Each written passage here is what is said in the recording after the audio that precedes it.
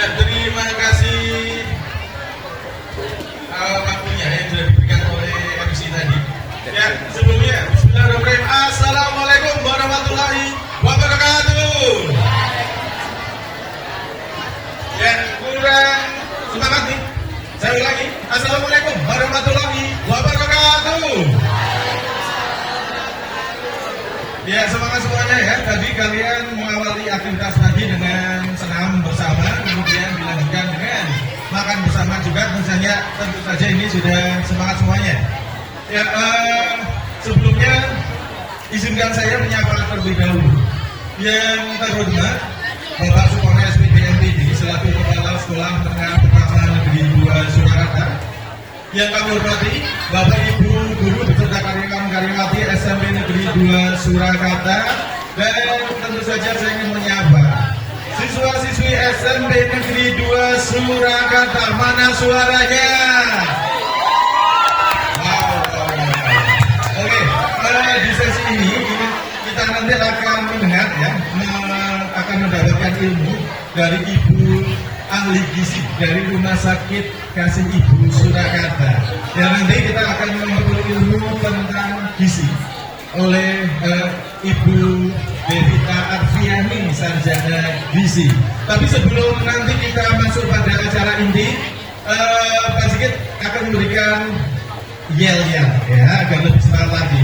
Coba nanti kalau misalnya Pak Sigit mengatakan Espero, kalian jawab totalitas tanpa batas dengan tangan kanan di kepala di atas ya. Kemudian setelah itu nanti kalau misalnya saya mengatakan SMP Negeri 2 Surakarta, kalian jawab jaya jaya jaya. Oke, kita mulai yuk. Espero, totalitas tanpa batas. SMP Negeri 2 Surakarta, jaya jaya jaya. Oke. Ya, langsung saja membuat ya, silakan bisa di atas. lewat samping ibu.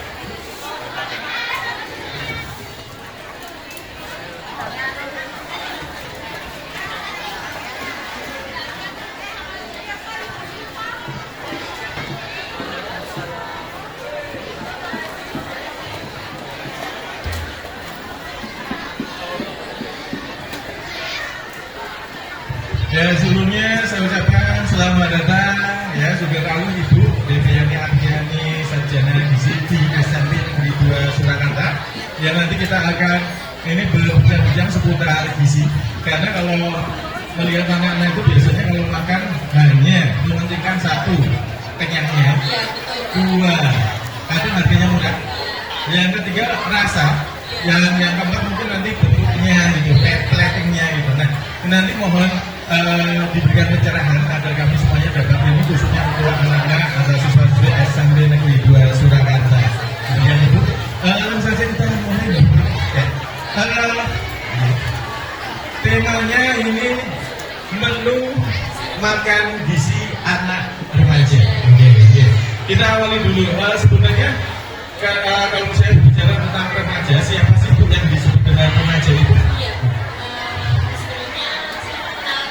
Iya, silakan. Selamat pagi adik-adik. Pagi. Sudah pada sarapan belum ini? Bawa bekal semua ya? Iya, jajan apa bawa dari rumah ini? Ramai sekali ya Pak ya? Ramai sekali. Jadi kita memberikan aktivitas. Ya, ini saya mau jawab ya Pak ya. Di sini saya mau sharing aja sama teman-teman tentang gizi remaja. Siapa aja sih yang dikategorikan remaja itu? Remaja itu ada 3 kategori. Yang pertama, remaja pertama itu umur 10 tahun sampai 14 tahun.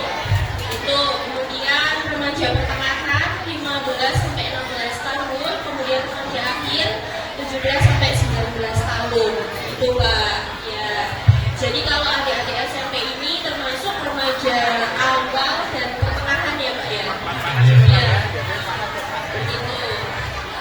Jadi kalau remaja ini dapat dikatakan generasi Gen Z juga ya, karena Oh Gen Z iya, itu betul.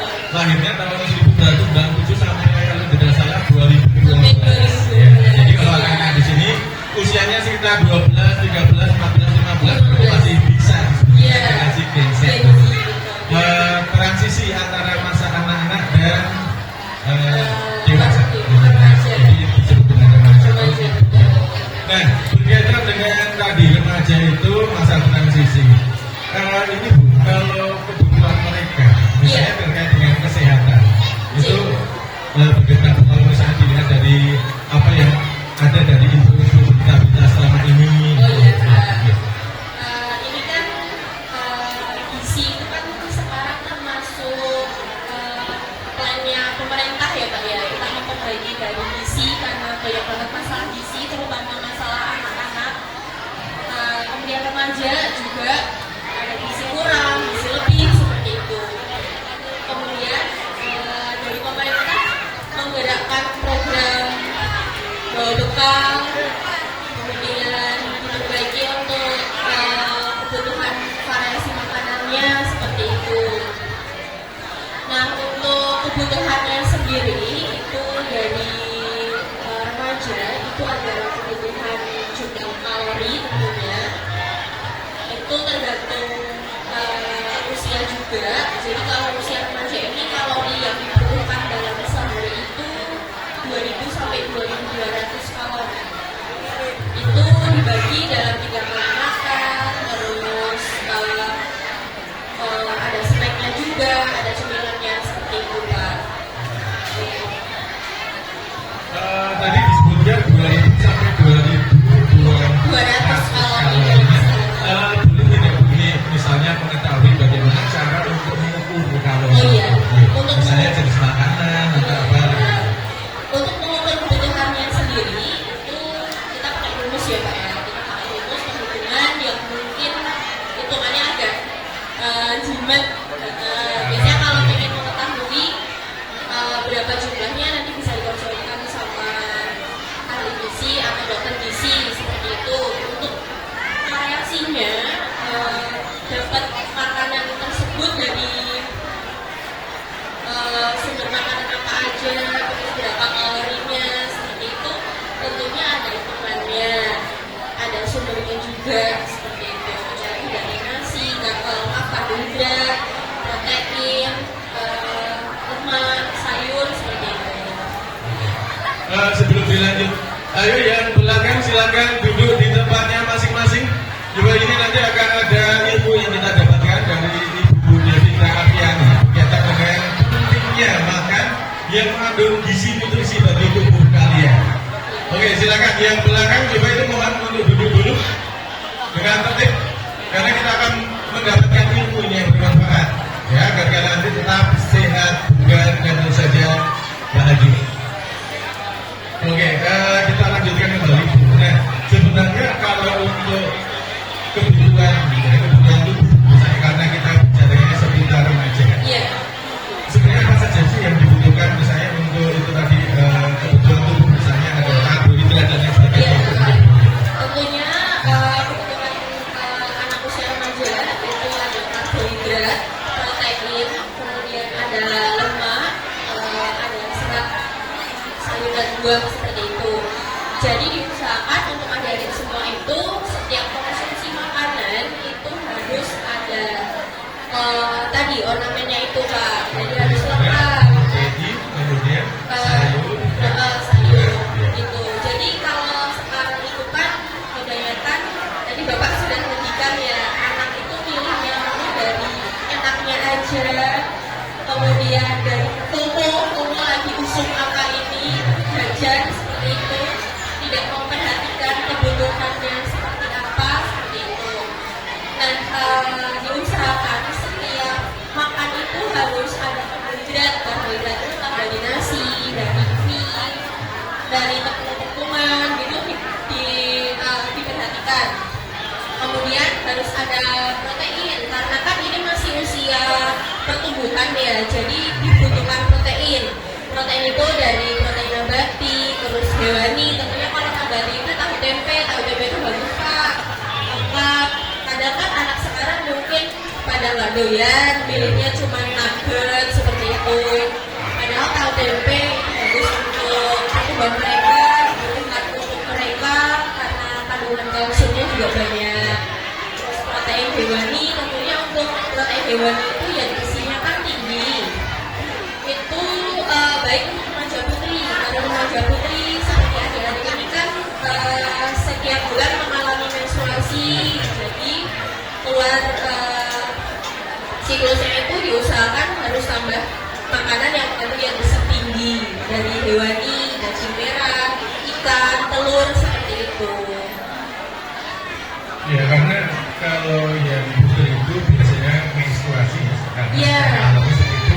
Kadang nanti kekurangan ini. Iya, kekurangan HB, Iya. jadi anemia. Anemia. Jadi untuk remaja putri, untuk adik-adik putri yang sudah mengalami menstruasi, nanti bilang sama mamanya atau orang tuanya diusahakan setiap minggu sekali minum kayak seperti tablet penambah darah itu Kak. Itu kalau enggak dari protein hewani banyak konsumsi daging, ayam, sapi, telur, atau ikan seperti itu. Ini lesu lelah mulai. Jadi kalau seumpama adik ada aktivitas nih olahraga ternyata Sekarang atau misalnya kapsul itu di dalamnya mengandung katanya sudah sayuran, kemudian ada buah dan sebagainya. Itu kira-kira boleh tidak sih? oh ya itu ya biasanya sekarang ada kayak ekstrak gitu ya, ekstrak dari sayur dan buah itu alangkah baiknya mending langsung ke sayur dan buah. Karena itu kan sudah diekstrak, berarti kandungannya kan sudah tidak ada tambahan bahan kimia juga, jadi diusahakan mending konsumsinya langsung aja. Wujudnya kayak real food ibaratnya sekarang seperti itu, ada yang baru makan pisang terus makan buah apel seperti itu namanya real food gitu kan. Ya. Kemudian ini Bu, untuk misalnya kriteria makanan sehat gitu. Iya. Misalnya tadi kita sudah jenisnya. Iya. Kemudian kira-kira kriteria untuk makanan sehat selain jenis itu apa ya? Ya, untuk makanan sehat itu kriterianya ada tentunya bergizi, bersih, kemudian higienis ya, bersih dan higienis, kemudian mudah didapatkan seperti itu. Jadi kalau seumpama kita ada cuma mencari kenyang aja itu kurang ya Pak ya, tidak sesuai kebutuhan. Kalau makan ya diusahakan tetap masuk ke protein itu karena usia pertumbuhan. Coba ini cek dahulu. Kalau saya bilang halo, kalian baru bilang hey gitu ya. Halo. Hey. Halo, halo. Hey, hey, halo, halo. Oke, masih menyimak Ya, ya. masih minimal Pak. Kita lanjutkan kembali Bu. Ya. Berkaitan dengan ini, terkadang anak itu kalau dilihat dari postur tubuh, Iya. itu ada yang kurus, ada Ya. yang mungkin gemoy, Ya. mungkin ada yang ya sedang dan sebagainya. Ini ada tidak psikologis untuk menentukan anak itu kategorinya kurus, sedang atau mungkin kegemukan, obesitas dan sebagainya? Iya. Kalau untuk kriteria dari kurus, normal, obesitas itu kita bisa lihat dari berat badan sama tinggi badan, kita hitung seperti itu Pak Kurus. Kemudian ketebalan lemak itu juga bisa, dan itu juga harus pakai alat pengukur gitu. Tapi biasanya kan sekarang di posyandu itu kan nggak cuma untuk anak-anak aja Pak, jadi posyandu itu bisa untuk remaja gitu. Jadi adik-adik kalau pengen imbang, saya gemuk atau termasuk kategori kurus atau normal itu nanti bisa ke posyandu imbang seperti itu. Atau obesitas mungkin Bisa, kurus juga bisa.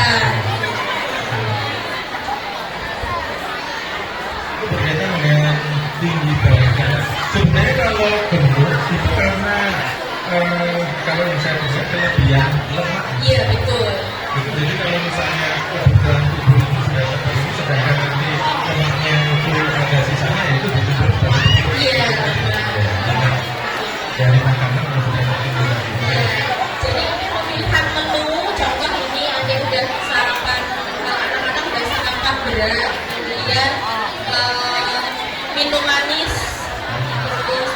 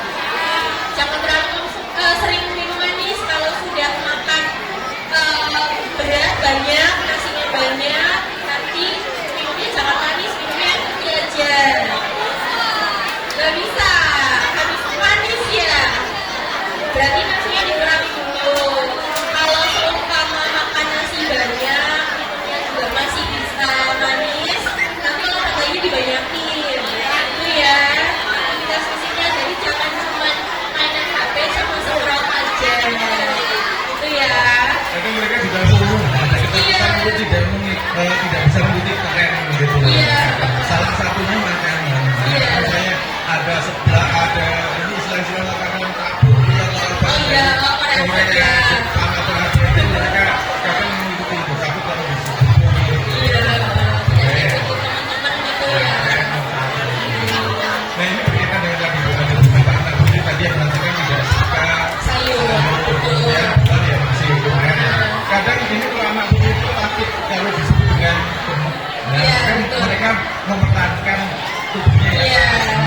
Ini ada tips nggak sih Bu, untuk misalnya menurunkan berat badan Oh, iya. untuk ya artinya secara umum lah Iya. misalnya obesitas atau kelebihan. Ya, kalau untuk usia remaja sebenarnya itu kan masa lebih ternyata jadi obesitas atau gemuk, nanti bisa ditambah ke aktivitas fisik dulu aja. Jadi pengurangan jenis-jenis makanan yang kalorinya tinggi kayak karbohidrat, gula-gulanya dikurangi dulu aja. Terus gorengan yang sering jajan, gorengan ada nggak ini? Mbak? Ya dari ini ada nanti tanpa gorengan. Yang mengandung minyak-minyak itu apa itu? Buah, ya, bagus Pak, itu cemilannya buah Pak, anaknya Pak. Iya, bekalnya buah tuh. Seperti itu Pak. Jadi aktivitasnya mungkin yang ditambah, olahraganya diperbanyak. Tuh, selain Pola hidup yang teratur misalnya. Iya, jadi selain dari aktivitas olahraga, mereka juga menguatkan otot mereka. Gitu. Jadi nanti kekebalan tubuhnya juga baik, nggak gampang sakit seperti itu Pak. Nah berkaitan dengan pukul tadi bahwa ketakutan untuk tidak bisa itu keren. Iya. Ini ada perilaku remaja yang dapat dikatakan kurang tepat atau salah gitu. Nah itu kalau zaman sekarang kira-kira apa saja sih yang dapat dikatakan bahwa remaja itu dilihat dari pola makannya atau mungkin gizinya salah gitu. Itu kategorinya seperti apa misalnya yang perlu diwaspadai? Untuk kategori pemilihan menu mungkin ya Pak ya, pemilihan menu tentunya untuk adik-adik harus memperhatikan selain enak berarti makanan tersebut juga aman dan bersih. Jadi aman itu terhindar dari bahan pengawet tentunya, karena kan sekarang banyak yang junk food seperti itu ya Pak ya, fast food, junk food. Anak itu suka makan yang seperti kayak burger, kayak pizza, seperti itu sebenarnya nggak apa-apa sesekali, tapi jangan jadi kebiasaan seperti itu. Terus untuk adik juga susu itu kan identik kayak anak tuh minum susu itu kan hanya untuk anak kecil karena mereka itu masih masa pertumbuhan, jadi masih diperlukan protein-protein dari susu sapi tersebut gitu Pak. Tapi ini saya lihat untuk adik-adik ada bekal tentunya sudah variasi ya Pak ya. Saya tadi sempat lihat lewat itu udah ada yang bawa bekal buah, terus bawa susu juga, terus ada sayur juga seperti itu. Ini kelanjutan dari beberapa waktu yang lalu Iya. berkaitan dengan kegiatan makan bersama di sekolah. Iya. Memang dulu sudah disarankan bahwa makan itu nanti kalau misalnya di situ ada ya protein dulu. Iya. Misalnya tadi ada nasi, saya itu juga bisa ada nasi merah, kemudian bisa diganti dengan kentang dan sebagainya. Ada sayur juga, buah dan kalau buah susu. Iya. Ini memang diterapkan. Nah, sebelum makan bersama ini tadi itu juga sudah dibuat ini dulu. Itu yang nanti kira-kira mau dibawa apa. Oh gitu. Kemudian ini juga dulu diberikan satu pertanyaan baru, misalnya kalau makan buah itu biasanya setelah makan besar. Iya. Tapi sebenarnya itu juga kurang tepat. Itu tergantung Pak. Tergantung. Jadi kalau semua untuk dewasa yang ada penyakit degeneratif atau apa itu sebelum. Tapi kalau setelah itu juga diperbolehkan. Jadi memang ya kelebihan dari makanan yang dibawa anak ya alhamdulillah dari kami kita kan sudah lengkap ya. Iya, sudah lengkap. Ada sudah lengkap. Jadi kalau setiap hari selalu bawa bekal seperti itu Pak. Kebetulan belum Bu, ini baru mau tertentu aja ya. Kemudian ini hari ini juga rangkaian kegiatan pilihan proyek penguatan profil pelajar Pancasila tadi diawali dengan senang, kemudian ini tadi juga makan bersama dengan Iya.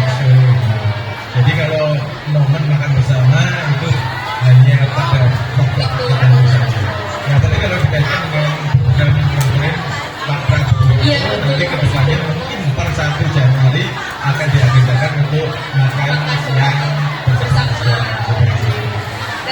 Nanti kalau bawa makan siang bersama itu dari sekolah atau Diberikan, jadi anak memang digalakkan. oh Makan gitu. dulu pernah diuji coba juga. Berarti nanti kalau anak-anak bawa udah disiapkan bekal dari sekolahan, berarti sudah tidak jajan sembarangan ya. Jajan sebelahnya dikurangi ya. Ya. Kalau Nggak tidak bisa, lupa, nggak bisa ya. Misalkan ya kasus penyakit karena remaja putri sering konsumsi sebelah, terus usia 25 ke sana itu ada aja Pak. Ke reproduksinya, gangguan ke menstruasinya seperti itu. ya karena memang mungkin konsumsinya terlalu lama, jadi ada Iya, betul, sehingga betul. baru muncul beberapa lama. Iya. Nah ini kadang kalau sekarang itu segala sesuatunya ininya serba instan. Iya. Misalnya katakanlah mengonsumsi mie instan itu Iya. boleh ya? Iya. Ya, sebenarnya boleh tidak? Iya. Untuk mie instan itu sebenarnya sesekali diperbolehkan. Itu mie itu biasa. Ada yang belum jelas apa yang kita lakukan tadi? Oke silakan. Yang mau bertanya silakan ajukan tangan. Ya, Ini nanti dapat dipisah tidak kira-kira? Oh dapat, silakan. Ya coba, JJ, silakan J. ya ke depan sini. Ya ke depan Pak. JJ ke depan boleh. Di atas, di atas, di atas. Ya boleh di atas juga mau tadi. Ya, gimana? Gini, kira-kira kalau kita habis makan nasi itu boleh nggak sih habis itu minumnya es teh? Oh iya. Nah, ini mau dijawab langsung atau langsung aja dengan adik JJ kelas berapa? 8E. 8E. Untuk konsumsi nasi setelah habis itu minum es teh ya, minum manis. Enggak, itu sama sekali tidak diperbolehkan. Kenapa? Kalau contoh itu ada 2. Kalau jenengan habis makan nasi banyak, kemudian minum es teh, itu terlalu banyak kalori, nanti bisa jadi penimbunan lemak, tentu bukan. Itu satu. Yang kedua, teh itu ada zatanin. Zatanin itu menghambat penyerapan nutrisi. Jadi contoh ada habis makan sayur, ada lauk pauk, telur, terus ada sayur bayam, kemudian minum teh, itu vitaminnya tidak keserap, malah hilang semua. Jadi sebaiknya minumnya air putih. Kalau pengen minum es teh, itu untuk snack aja, untuk selingan sesekali, tapi jangan terlalu sering minum manis gitu. Itu ya. Ya, Ya pertanyaan yang bagus dari JJ ya, bahwa ternyata kita tidak disarankan untuk minum es teh sebab akan besar. Iya betul. Ya karena ternyata itu bisa menghambat. Penyerapan zat besi nutrisi. Ada namanya tanin. Iya, ada zatanin. Tanin. Iya. Ya lebih baik kalau kalian setelah makan besar itu minumnya air Air putih aja, betul. Atau mungkin ada yang mengatakan air bening ya, karena Ya. itu ricat. Jadi air bening. Betul. Kemudian satu lagi ya. Oke satu lagi mungkin yang ini bertanya silakan ke depan, ayo.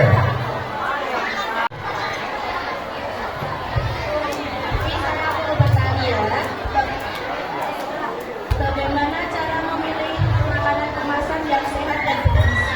Oh ya, berarti dengan adik siapa? Adik kelas 7 ya. Adik early ya. Pertanyaannya bagus ya Pak. Bagus, oke, ya. agak maju saya. Ya. Ya. Tadi memilih makanan kemasan yang bergizi itu. Ya, tentunya kalau makanan kemasan itu biasanya di belakangnya kan ada nutrien, ada informasi gizinya, itu dilihat. Kalau untuk makanan susu atau seperti itu. Kemudian kalau untuk gula, tentunya kalau gula itu banyak di minuman manis dalam kemasan, nah, itu dilihat gulanya berapa banyak. Kira-kira kalau sudah mau minum manis tersebut, berarti nanti ada yang harus mengurangi makanan lainnya. Jadi kebutuhan gula itu kan sehari itu kan ada kebutuhan Ya, minimalnya ya, maksimalnya minimal. Ada kamera yang lain. enggak? Kameranya Pak Proper itu. Jadi kalau sudah minum manis Apa ya? banyak dalam kandungan minuman kemasan, berarti harus mengurangi gula lainnya. Seperti itu. Jadi nanti kalau Tunggu kalian musik melihat juga enggak? apakah Kena-kena. itu bergizi atau aman apa tidak, dilihat dari label belakang kemasan. Seperti itu ya. Iya, sama-sama. Oke, tadi pertanyaannya bagus ya. Apakah yang perlu dipertimbangkan kalau kita misalnya membeli makanan yang ada kemasannya, Iya. kita bisa lihat label di Iya, belakangnya label ya, di Bu, belakang, ya. ya, tentu. Misalnya ada nutrition, Iya. kandungan gulanya berapa, karbonya berapa, Iya. dan seterusnya. Jadi kalian biasanya kalau selama ini beli makanan kemasan langsung dibuka gunakan, maka mulai sekarang kalian bisa cek dulu di Iya, bagian cek dulu. belakang ya. Gulanya berapa kadarnya, karbo dan sebagainya Iya. seperti itu.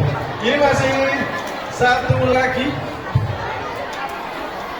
Ya, oke, satu lagi, masih satu lagi silakan. Kalau tadi anak putri, mana Kameranya ini Pak Proper. cowoknya ini dari sebelum kelihatan. Ganti Oke, silakan kamera Pak. Mas ada hitam gitu. Oke, siapa nih? Cilik ya, Pak. Iya. Bisa. Siapa? Pos ya. Nama Nanti saya bisa nanti gantian. Jumpa di lain kesempatan.